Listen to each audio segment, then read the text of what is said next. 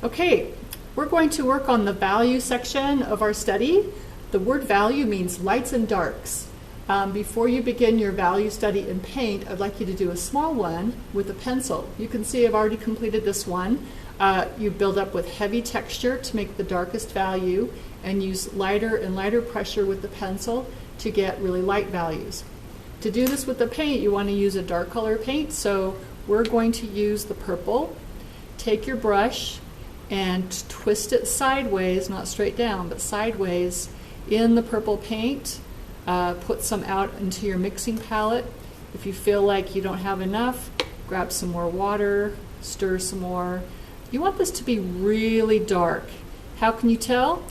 Take your brush and you can just kind of paint across, and if it's light, you need to add more paint to it. Okay, I think this should work for our darkest value here. So I'm going to take the brush and I'm painting across. I want this to be kind of an even wash, so I'm going left to right, right to left, back and forth to make that nice dark value. Next up, I'm going to take my brush and just dip it once in some water, wipe it on the edge of the cup, and now I'm going to paint the next one, and it should look a bit lighter to you. All right, next up, if it doesn't look lighter, you could blot it and try again. Next up, we're going to go with our next value. So dip it again in the water, wipe it on the side. Now we're starting to lose that paint.